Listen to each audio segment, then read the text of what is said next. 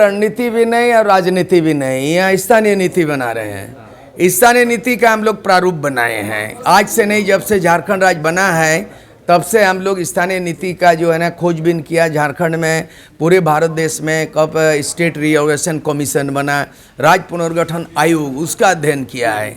उसके बाद जो है ना फिर अलग अलग राज्यों में 1905 में बंगाल राज्य बना, तो उसका क्या स्थानीय नीति, क्या नीति बना, उसका अध्ययन किया हम लोग। उसके बाद 1912 में बिहार राज्य अस्तित्व में आ गया, तो क्या नियम से बिहार राज्य इतना दिन चलाया। 1936 में उड़ीसा राज्य बना, क्या नीति बना के राज्य चलाया। और 2000 में झारखंड बना और 22 साल हो गया, अभी भी कोई नीति नहीं बना। दूसरी बात है कि झारखंड विषयक समिति भारत सरकार ने बनाया। उस भारत सरकार में क्या अनुशंसा किया, भाषा, संस्कृति, स्थानीय व्यक्ति कौन है, ये तमाम चीज़ का अध्ययन किया।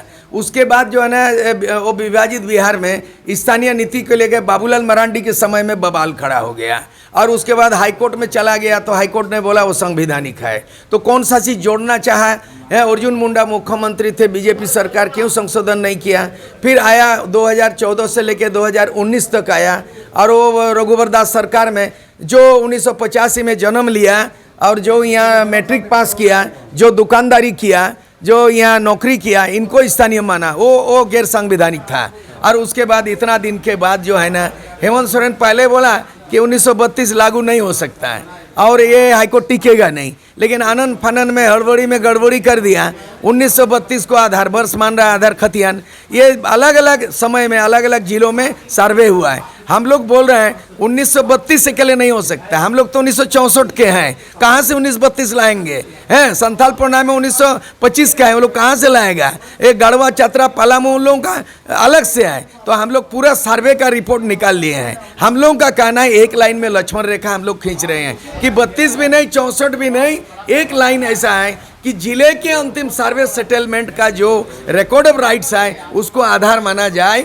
और ये आंध्र प्रदेश के तर्ज पर स्थानीय नीति बने। आंध्र प्रदेश में 3rd ग्रेड 4th ग्रेड नहीं है, ये सिविल सर्विस स्टेट का, माने उस राज्य के top to bottom IAS IPS छोड़ करके सभी कैडरों को लिया जाए। और इसको भारत का संविधान का अनुच्छेद 371D में उसी तरह इसको किया जाए। और जहाँ तक 50 से ज़्यादा आरक्षण का सीमा होगा, अगर आप 77% कर रहे हैं तो तमिलनाडु के तर्ज पर आप आरक्षण नीति बनाइए और संविधान के 9 अनुसूची में होगा। ये दोनों ही मामले राज्य सरकार के अंदर का नहीं है, दोनों ही मामले ये जाएगा केंद्र सरकार और केंद्र के पाले में भेज देगा। तो मामला 2024 में लोकसभा चुनाव भी है, झारखंड में विधानसभा चुनाव भी है, आनंद फानन में लिया गया, हड़बड़ी में लिया गया गड़बड़ी। ये मामला राजनीति तो नहीं हो रहा है।